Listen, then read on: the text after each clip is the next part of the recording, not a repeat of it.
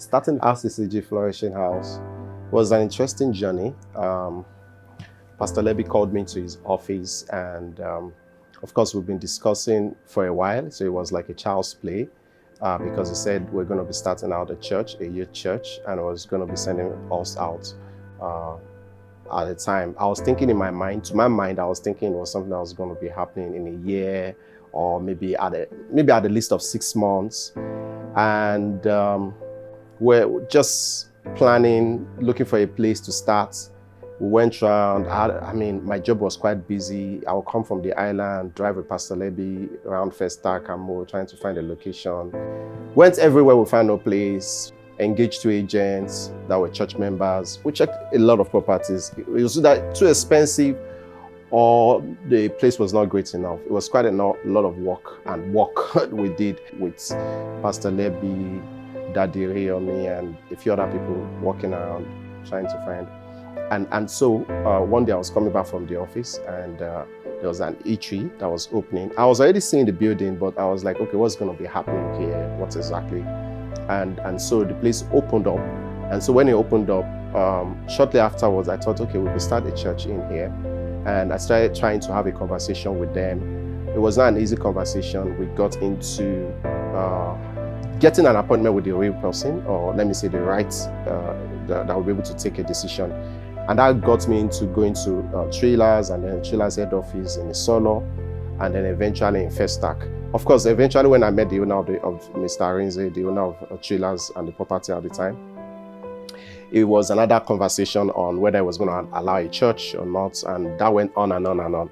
Until eventually it was now closing up to, okay, I think you guys, of course, he was a very shrewd, mean street businessman, and it felt like he doesn't want anybody that will start and not pay. And I said, okay, if we don't pay, you can kick us out. I can sign anything. We'll definitely pay you and all that.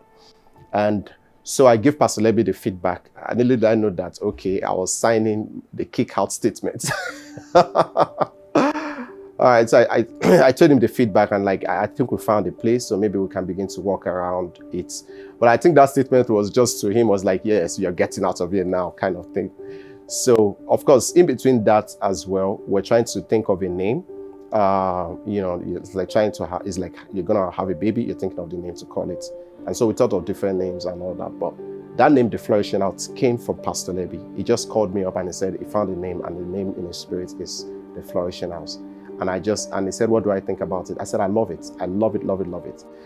And right there and then I started praying about it, and God gave me the scripture. And that was the scripture you found in Psalm 92. You know, they that flourish, that's established in the Lord, in the house of the Lord, shall flourish in the courts. And that was really the word. And that's really like the motto of the Flourishing House. I mean, if you can help me project what exactly is in that scripture, Psalm 92. So that's really the motto of Flourishing House. And so, again, so for me, and truly that was what it was, we're literally kicked out from church, because he then said in the morning that, so Paul, from next Sunday you're going. And we're like, going where? And he said what he was going to do, he was not going to, because usually in the Redeemed Christian Church of God, when you're being sent forth, they add 1 or 2 workers and join you with them and say you guys are going. But he said he was going to give me the privilege of finding the people that would join me, and then we'll go together. So of course, I spoke immediately to my friends, Pastor Tunde and Pastor Taiwo. Pastor Tunde Adenike and Pastor Taiwo Akiseye. I said, guys, after all, you guys are tired of sewing now, so let's get out together and let's find a place. So, I mean, absolutely, the 2 of them, there was absolutely no time to think. It was like, yeah, we go, let's get it done and everything. So it was really all the encouragement and everything. It was easy because we're all ready for it. And so that was Pastor Tunde and Pastor Taiwo, and there were 3 of us already. But I needed more people, you know, because I just thought the more the merrier. So I spoke to Pastor Marakinyo, and in fact, I spoke to him and I said, you know what, you really don't have time. I mean, you have to tell me now or not, because I don't know how soon this is going to happen. And he said he was going to get back to me. And about 2 or 3 hours later, he got back to me and said he will be joining us as well. And I was like, oh, great, thanks. And so it was myself, Pastor Taiwo now, Pastor Tunde, and Pastor Marakinyo. Of course, naturally, my wife and my son. But there was just one brother also that I spoke to. Like I said, I was speaking to people. I spoke to a number of people. Of course, some people said no, they were not interested, they were not going to be going and all that. So I'm just talking about those that showed interest to wanting to go. And so there was a brother also, show, and then he showed interest. And then, so when we prayed for, myself, my wife, Pastor Taiwo, Pastor Tunde, Pastor Maraki, and then Sean were called forth, and then prayed for together to go forth, and that was it. Although from immediately afterwards, I think during the course of the week before we then started our first service, the other brother then communicated and said, oh, he was sorry, he was not able to join us for some reason best known to him. So he didn't join us, he stayed back. So just the 6 of us, and 6, I mean the 5 adults and our baby 6. And so we started the cruise into the unknown ocean, blue ocean, the flourishing house. And it was interesting, nothing to expect, nothing to hope for. We just, like I said, it was like used to exuberance. We just wanted to do it and see how it goes. If it doesn't work, we'll go back to sewing us. So we started, and then we had our first service. First service was beautiful, it was interesting. Everybody came for the first service from sewing us, everybody came, so the church was full, and it was exciting. And right from the first service, we had a first timer, and God has always been faithful with that. For every service, every week, we were having first timer. For our first service, very first service, we had a first timer join. So the first service was quite interesting. Also friends and families, they came. And so the next Sunday was the real reality of, okay, we have started a church. Because the first one was just like a paparazzi jamboree thing. The second service was really, okay, we have started a church. And now this is serious business. Of course, being early members, we're the sound, the engineer, we're the logistics, we're the follow-up, we're everything. You're everything. And for me, there was quite a number of weight on me because I was a pastor, and a lot of things I had to, care for, storage, warehouse, quite a lot of things, logistics, sound, many things. Of course, later on, I spoke to a brother, Boris, who also gladly joined us. And it took a bit of, because he's a very laissez-faire person, so a bit of encouragement, but of course, he really joined us and was a very, very useful person while he was with us. But even before then, I had to learn a lot of things with sound and instrument. I can't remember what it is. Then maybe he had a job out of Lagos or school. I can't recall. But there was a time he was going to be leaving for a while also. So I had to just get into the equipment and the sound and the tech and all of those things to understand it and to know it.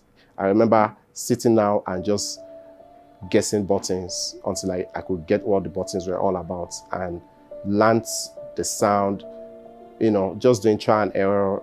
Thank God I didn't damage anything, with the sound, and just getting. Pastor Maraki was absolutely wonderful. Absolutely wonderful, Before Pastor Justice came on later to design the Flourishing House logo and brand, which we have today, Pastor Maraki was the one that designed the first one with his friend. And I can go on and on, but it's been a remarkable story. Yeah, there was a lot of challenges. We had a number of challenges, but honestly speaking, the challenges for us, for me personally, was like fun. Because it was really like God's got our back. But I'll tell you the truth, for me, there was something behind me that says, well, if everything doesn't work, we just go back to sewing us. We'll just go back to sewing as where we're coming from, right? There are many challenges, like I was saying. There were challenges. We had power. We had no money. God, from the beginning, God has blessed us with people. I cannot overemphasize that. In fact, myself and my wife, we used to pray. God sent us people. We used to pray a lot, and God answered our prayer. In fact, these days, the Spirit of God has been reminding me about me stopping to pray in that prayer, and I think I should continue to pray. Because God sent us people. Right from the beginning, we did our crossover service. It was like child's play. We did our cross. I was so strong. You can say I was spiritually stubborn. I don't know, maybe my wife will say I'm stubborn, but I was just so firm and fixed on us doing some things. Like we had our crossover service, even though we're less than 1 month old, but we had our crossover service and it was amazing. And we publicly declared Jesus, even in the neighborhood where we grew up from. And my house was just opposite. We declared Jesus. And suddenly people knew, oh, I was a pastor, I was a redeemed church. So it was there. And I remember someone saying, oh, this is so bold that it shows that you don't have skeletons in your cupboard, because for you to come and you're the pastor and everybody, it was really a bold statement to make. So we had challenges with money. Of course, money was, we couldn't pay instrumentals, we couldn't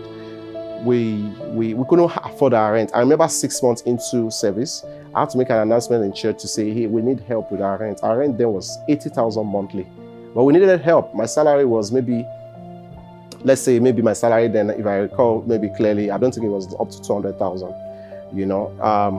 and some people were not even working in church, and we could clearly not afford it. But I remember some of the details, but it's not all of it I could say now. But one way or the other, we went through. Sometimes we were not able to pay the money on time, and the very, very mean landlord will lock us out. And I can understand if when it locked us out when we had not paid, okay, that's fine. We signed it. I said from the beginning, you should do it. But it was really bad because sometimes we pay and we have informed him that we have paid. But maybe because he has not seen an alert, he will still lock us out. Those ones were very, very painful. But at the point, I had to really begin to pay in advance, because I didn't want the situation, because he did it over and over. Because it was a lot of money for us. So sometimes we're just able to pay at the nick of Friday. And he will say he has not seen the alerts. And sometimes he has seen the alert, but he has not communicated to his staff. And the staff is like, he doesn't have any instruction to open the gates. It was really bad. Those were some challenges. Those challenges, I remember we talked about it. We always talk about it. There was a time we had to have service because it locked us out completely. So we had to have service outside in the rain. It rained so. I remember the message I preached that day. I remember that message very well. And I remember the setting. We were right there in the rain under the canopy, and the water was everywhere. It was not just a normal rain, just heavy windy rain. We're not on a canopy. We're under a canopy, not a tent. And the water was dripping from left to right. And we just kept praying, preaching. Service ended. It was wonderful. It was fun. Again, like I said, it was all fun. We're having fun. I think I was the maybe only married person, or maybe two of us. A lot of us were just young and serving God, and we're just happy doing what we're doing. So those were challenges, but I don't see them as challenges. It was like experiential. It was like fun, engaging people, convincing people, talking to people, and the real challenge was really on the accommodation and money to run the church. But God saw us through. We went from trailers, we went to Blueberries. From Blueberries, we went to Margellos, and then God helped us where we were. I think those challenges were things that really pushed us. I think the first thing that really got me saying that we need to buy a property. We're just 6 months old, and the property where we're at was offered for sale. And so I said, let's buy it. We couldn't afford our 18,000 naira a month rent. I was thinking of buying 80 million naira property. And I was having the conversations. Yes, I did. Spoke to Abbey Building, spoke to Agai. We got offer letters from Agai, used my bank statement, went harassing Sowinners, used Sowinners' bank statement. I was a banker for many years, so I knew what the banks wanted. I packaged the credit. I did, not the credit in a sense, packaged the request documents. I answered all the questions I knew the banks were ready, because I was a credit person myself, so I knew what they would be looking for. So I had to go get the profile of people in Sowinners, Daddy Riyomi, Deacon Kolajo, Mommy Obisanya. I put their profile, made a very strong statement of a church that wanted 80 million naira. We got the offer. We got the offer from Haggai. Eventually we did. We got the offer from Haggai. And that was a step towards thinking of buying the property, because where will we get money from? We took the steps of buying the property. But even though at the end of the day, we couldn't buy the property, it was sold right over us, and we're ruthless. When we got this place, we paid for the land. It was offered for, I can't remember, 15 million or thereabouts, or 20 million. And they did the analysis of how we're going to pay. And when they did the analysis, the actual money that was going to go to the government was way lower. So I can't remember all of those details, but let's assume we're supposed to pay 20 million. The actual money that would go to the government would have been maybe 5 million naira. So who takes 15? They actually did the analysis of the different people who are going to pay the other 15 million naira to. So it was just all fraud. government officials that wanted money in their pockets. And thank God we didn't do that, because I just felt it was not right. So I engaged the church lawyer, Deacon Faye, God bless his soul. He was very supportive. Of course, he's alive. When I say God bless his soul, he's not dead. He was very supportive. So we had engagement with BIC then. Anyway, cut story short, we paid the official price for it, and we paid the government directly 100%. And thank God for that, because when there was a real situation around land and properties and all that in the estate, when we showed them our documents and we showed the amounts that we paid, nobody could say otherwise, because we actually bought it from the government. When we came in here, some of the monies that we have gotten before and we had not been able to start the project, the money was just there sitting in fixed deposits. I'd earned some interest, so that has helped us to increase the money. And then, of course, me being an accountant, I had to go for very efficient way. We raised money from the church, also individuals, family. I had to raise money from my dad. He was absolutely very supportive at the time. To build this church, everything, I don't know, we're not very good. We take all those pictures and videos, but I think we have a few.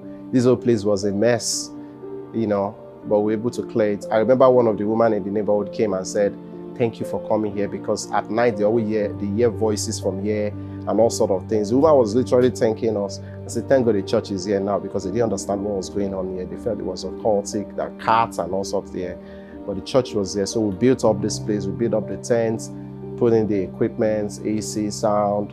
I remember when we finished everything and we're out of money, I remember one senior pastor came here and said, God is going to help you get the sound that will power this place. But I just felt it was going to be done. We're going to get everything. You see, one thing is, I didn't just have any doubts. We didn't have the money, we didn't have everything, but I didn't doubt God. I didn't think, you know, I just knew that it was going to work out one way or the other. And God proved himself right, and, you know, it happened. And I'm thankful to God. I'm thankful for the people that are all around me, and they were all around me at the time. I'm thankful also for the admin that we had then. He was absolutely a great guy. The key moments. So I'll tell you, when we built the church, again, I didn't want to get stuck, because I was afraid of getting into an uncompleted stage. And so, but we had to build anyway. But I just had to, you know, it was a lot of my accounting skill, prudency concepts, suddenly getting into construction, engineering, and all of those skills bringing it to fore. And building, we had to build the church building where the children's church was going to be. And also, primarily, it was not for children's church, it was for toilets, because we needed toilets. Where would people toilet? And so we just like, okay, why can't we just have the children's church and the toilet as well? There was no diagram. We had, by the way, we had the design, but we didn't follow the design. We just were, building. Okay, let's put this one here, like, and that's how we built it. And I thank God for people that were around us too. The engineer, Deacon Ojo, very great man of God. He was a builder and he was a project manager combined. He was hardworking. He was fast. He was swift. I bless God for his life as well. It was absolutely wonderful. Then my job was very occupying, so I could only stay in the morning before leaving, and I come back late in the night. So it was just my weekend. My weekends were church. From Friday until Sunday, I'm here, right here, all day, every day. But during the week, I had this very demanding job at the time, and I thank God for relocating me from that job. But then, who were the key people? The admin we had then. Pastor Bentu was very, very helpful. Deacon Taiwo also was involved in the project. Pastor Ben, Deacon Taiwo, and then Emmanuel, the admin then. And then the builder himself. He was a project manager by himself. He didn't need to be told what to do. I just came and I said, this, that. I go in the morning, I come back in the evening, it's done. Even better. That's amazing. And it's amazing because I've been involved with several projects afterwards. There are projects that you tell people to do this, you begin to wonder, either they've not done it or they just do something completely stupid at the end of the day and a waste of money, you start telling them to destroy. This one does even better than what you wanted to be done. You know, and there was also another man that was very useful, the welding company that was involved. I just call him manager, I can't recall his name right now. He was one that really built up the tents and everything. and all of the decisions of getting generator. The Holy Spirit led because I wanted us to get generator. Pastor Marakinyo, we did a lot of trips. You know, it was collective reasoning. We say, go check this elevator, check this the generator, check this one, check this one, check. Of course, with advice. I remember then the provincial pastor said, don't get a fairly used. So, okay, I took down, we're not going to buy a fairly used. After we checked many fairly used. And then one day I was driving on Awolowo Road and I just saw a gen and I just said, let me park here. And I just like, meanwhile, I know about Pecky's engine. I already, research you do. I went to Joseph Palace to check the generator they use. Pastor Felix was very helpful. He told us about, he said, make sure you buy Pecky's, not Cummins. I already heard stories about Cummins. It's all messed up after a while. Anyway, so I drove into this place and that was how we got the gen. It was a good price negotiated. The woman MD was very helpful. So it's a new church. We're just young guys. We're just doing this thing for God. We got the generator. Everything was just God leading us to the right places. There. The chairs. Of course, you expect me as an accountant, I have to go for the least best costs, So for the chairs, went round. Even Pastor Felix, he wanted to supply us the chair, but I said, Pastor, your price is not working. And that was the thing. I worked with everybody that I was working with, but I told them that, hey guys, I want to work with you, but your price is not right. Can you match the price we've gotten? So we're able to get good chairs, got everything, high quality, at the best cost. So having said that, when we did the tabernacle, the first one we did, the way it stood, I said, this thing is not right. I looked at it because we padded it, because we'd be so threatened by the neighborhood community. Oh, there must be no sound. We must not hear sound. So we padded it.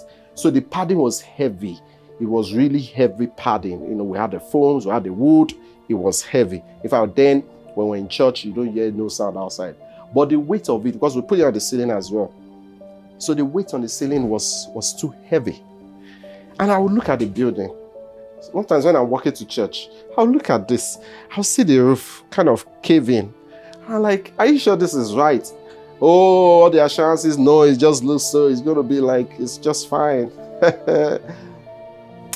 Well, I remember then I'd gone to pray with some brothers we'd gone to pray. We had a series of prayer. We had 1 week at the camp. We went to pray for the weekend. Then another week at Canaan Land. So we prayed 1 weekend at the camp. From Friday, we prayed to Sunday. Fasting, no food at all. And then we did the following week. We prayed from Friday, no food, no water. I can't remember if there was water, but there was no food. And we're praying. We pray 3 hours, we break 1 hour, we pray 3 hours, we break 1 hour, we pray 3 hours, we break 1 hour. Just for me and some brethren. And everyone is still together except one person. So while we're praying at Canaan Land, that weekend, I saw that the church came down. So when I saw that the church came down, it felt really real, but I realized that, did I think about it? Was I hallucinating or something? Okay, but I saw that the church came down. So we're now going to be meeting the next weekend. Of course, the next weekend, we're now praying in church. And then, so when we're praying in church, I then began to say that we should pray against disaster. We should pray against disaster. That something was going to happen, but we should pray against disaster. But I don't know what it was. I didn't think it was going to be the collapse. All right. So what then happened was that Sunday, which was the next day, because we're praying on a Saturday night, we're praying right there downstairs. And then on the Sunday, there was a shift. Something just gave way. Oh dear. So swiftly we called some people that walked in. They came and there was some shocking. So they shocked it. We were able to shock it. We had a service, And everybody was, we're excited. Nobody was afraid that this is going to collapse on us because we just shocked it. I don't know if the people in church will remember. But there was this wood we put in there to hold it up so it won't come down. That was what literally happened. And then people begin to wonder, why is this thing? They say, oh, don't worry, we just test running something. But everybody had fun. We're in church, we had a service. And so that night, it rained. It rained very, very heavy. It rained very, very, very heavy. And so, because there was already a cave. It was like a bowl already. So the water was already it was already sitting in that bowl. So, of course, in the morning, because it had not come down, but I think at about 10 a.m. thereabouts, later on that same day. I think because of the weight of the water, and the water was not flowing, because it had a cave in, and the water was just sitting there. So I think the pressure of the water started making it descend. And so there was a gradual, the third flattened. The church, the tabernacle flattened. I was just like, oh my goodness, what is this? So I remember then people were calling me to encourage me. And guess what? I was like, I don't need any encouragement. Like, I'm not discouraged at all. And that was the truth. It's not pride, but it was just the genuine state of my mind. I don't know, maybe it was I didn't know what we were praying for, but I just thought we should pray and we organize these prayers, you know. And I'd gone with people in church. I didn't go with the pastors at the time because the pastors had wanted us to pray, but they kept postponing, and I had a real sense of urgency. So I just called a few brothers and we went to the camp. The following weekend, we went to Canaan land, and then the following weekend, we were praying in church. So it was like I was fortified very spiritually. I was not... Immediately, I just like, let's call the people that worked on it. This, that. I need speed. I want this thing done, before Sunday and everything. Of course, it was not done before Sunday. But of course, again, so what happened after that was that we had to evacuate everything, right? So it was like building from scratch, right? So, but what happened is that because we'd gone through that initial building process, we're able to now build faster. So we're able to rebuild just within 2 weeks. And we did it. So it was just that one Sunday that we had an open air. And man, it was some open air. We prayed to God for God to cover the cloud, with the sun with the cloud, so that we had some shade. Because whenever the cloud moved away, we were under direct sunlight. But we had a service like that. And people came to church. I don't know why we don't have those pictures. Yeah, it was right there in the open. The sun was on our head in the tabernacle. And right there we had service. Anyway, some interesting time we had then when we built the tunnel. And after that, we got it right the second time.